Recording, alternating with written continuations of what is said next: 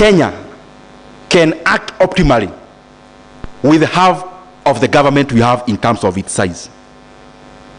We can cut the government into half across everything.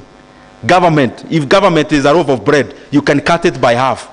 All the resources of government, you can cut it by half, and my grandmother will not notice. What am I trying to say? That service delivery will not be hampered. Institutional reform must be deliberate and must be objective. The other thing, the Eurobond we borrowed, for example, the one I talked about, 10% to retire the 6.8%, we borrowed alone 30% higher price to pay another one. I wish we did a few things instead of borrowing more. Kenya has got assets. And some of these assets, we bought them for commercial purpose alone.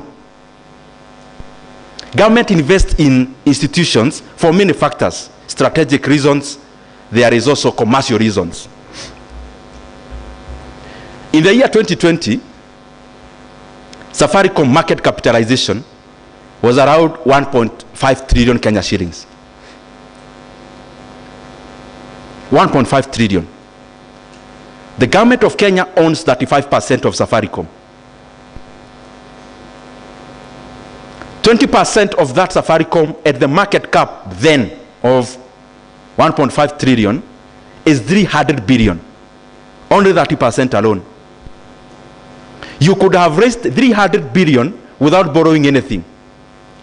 But some people will argue, but you know, why would you sell it? It gets dividend. I mean, even in the investment arena itself, you take the amount of money the government cumulatively has received in dividends. It may need to receive dividends for hundreds of years for it to match this kind of investment. The other thing people talk about, you can't sell a company like Safaricom. You know, it holds very strategic reasons for our country. Which strategic reasons cannot be handled?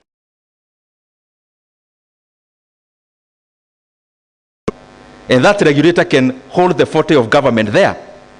You can even have a regulation that the government will have board of directors without necessarily even having a shareholding. You can have it. Just as currently the CBK forces banks, you must have independent directors. The government will not own your bank, but they'll force you. You have to have independent directors. Government can still control companies through regulation. You don't have to control companies through ownership and stake. Now, this is the thing. Now, that market capitalization of Safaricom has now come down from 1.5 trillion to 700 billion as of yesterday.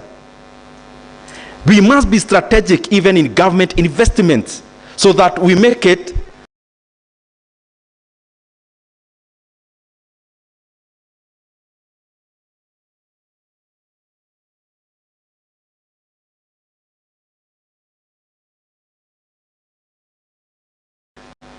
we have an efficient asset management arm of government so that they are able to make optimal decisions. Why would you go to borrow money as a government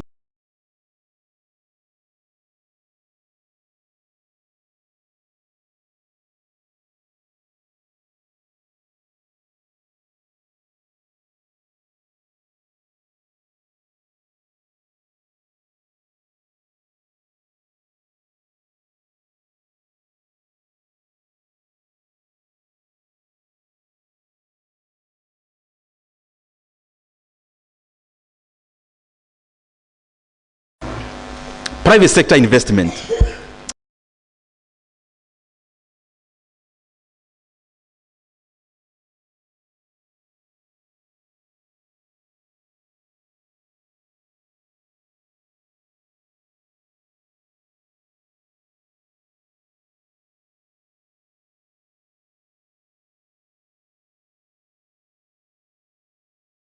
To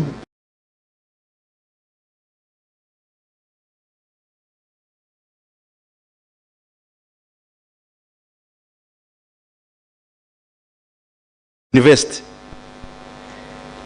You are not hungry. You are okay. You are not maybe even Kenyan. So you have a home by the beach. You have money.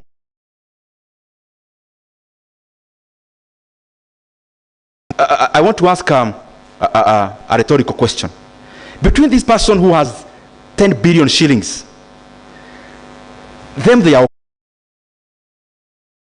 able to take care of themselves, but they have 10 billion, they want to invest in Kenya. It's fine. Wewe uko na gari yako, hata uko na ndege, unakaa ng'ambo, you are not even Kenyan. You live in the most exotic places and you have money and you want to invest. So you are not looking for money to buy food.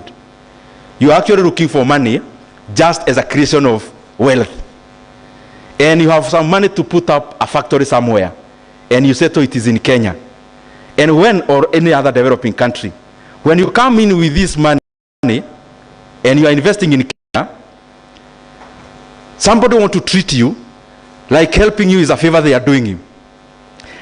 Entrepreneurs, if they are given the primacy of the role that should be given to them, they can do much of the work that the government already does. And therefore take up some more roles from government for government to concentrate on just a few. If you look at, for example, the R&D budget of Amazon, it is bigger, research and development, it's a big budget in developed countries. The R&D budget of Amazon is higher than the R&D budget for the entire Germany.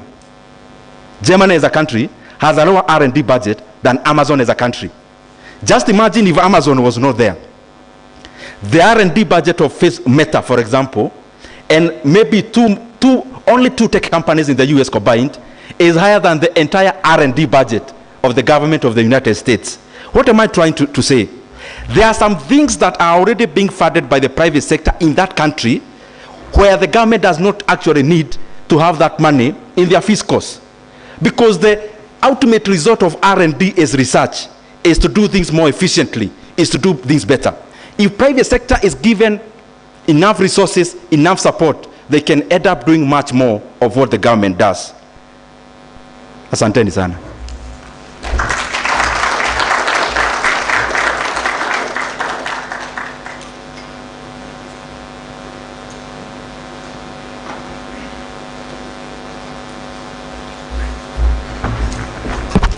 All right, thank you very much for the economics class, Honorable Ndindi. That was very useful. I hope you have all enjoyed. We now want to move to the last step of this launch. Just play that short video, and then we can move forward to the rest of the day. Please indulge us in the next couple of minutes.